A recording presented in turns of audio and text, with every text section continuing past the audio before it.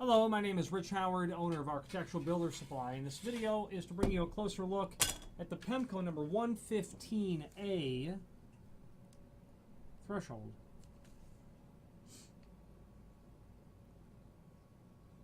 The 115 is representative of this very smart looking threshold, very elegant style threshold. It is an interlock threshold, as you can see, and I'll show you the hook strip right now. There you go. That's what it looks like.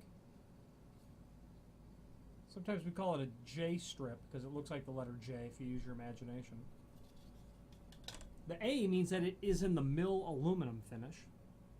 Okay, it's available in dark bronze and gold anodized as well.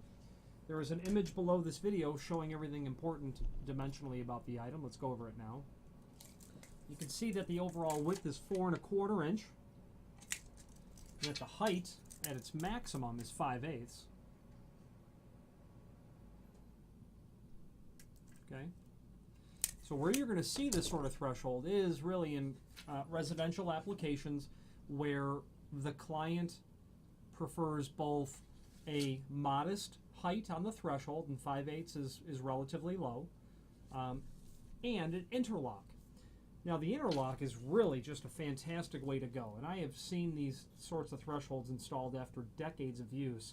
And by the way, the hook strip, you can buy these separately, and that's just a white coat galvanized piece of steel. I think it's steel. Definitely. That's just steel. That's a magnet there. So it's definitely steel. White coat galvanized. Yeah, definitely. And that gets attached to the bottom of the door and mates to the inside lip of the threshold, just like you see there. So the door comes and closes and mates with it right there. I've got so much packaging on the threshold, it's hard to see. But that's the idea. Now, the reason that people love these is because of because they're extremely effective. There's a mechanical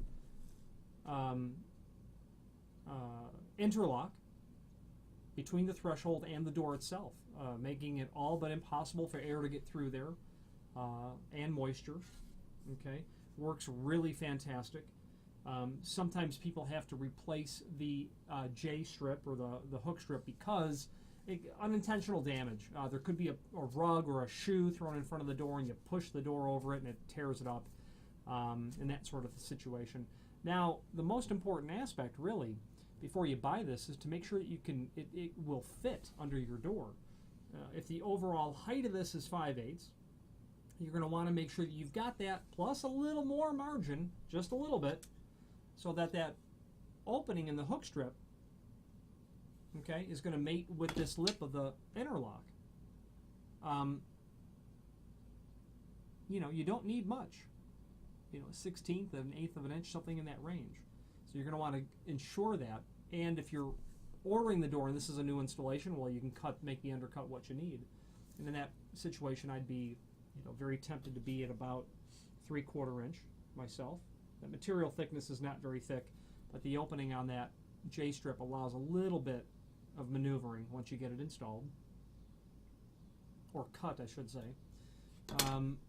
Now, what this does not include, and it's because of the design, some interlocks have weep holes installed or drilled, where back here in this trough, there'd be a little weep hole, and then a little notch in the front of this so that any water that can come would come out. But this design is so low to the ground that typically weep holes are drilled in interlocks that have a trough back here that would give, based on units that are taller or higher.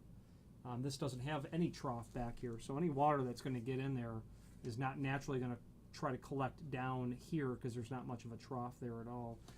There is also an option for a water pan, and what the water pan is, it's available in just a typical sheet metal, or, well, they call it aluminum.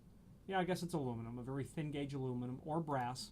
It's just a piece of metal that sits down here and gives some resistance of sill erosion if any water were to get down in here. So rather than any water collecting down here just pooling on top of the sill itself, whatever it is, wood or whatever the, some sort of masonry. That little piece of water pan gives some additional protection.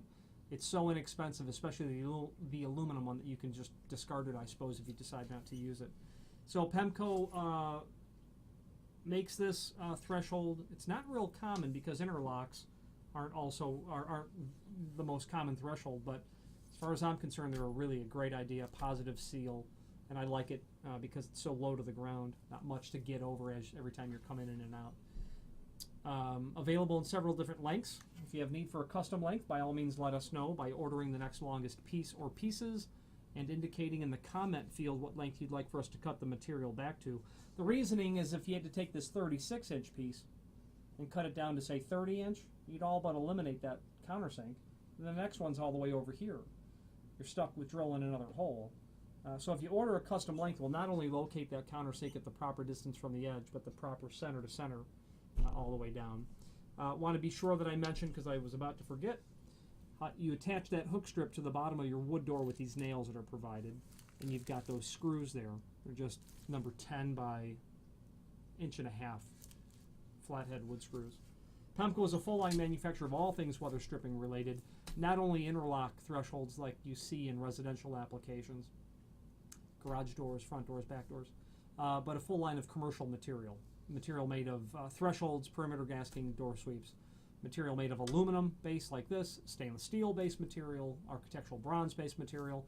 They have a full line of continuous geared aluminum hinges and steel vision frames for use in wood and metal doors. If you have any questions on the Pemko 115A interlocking threshold or any other Pemko product, please feel free to reach out to us. Thank you.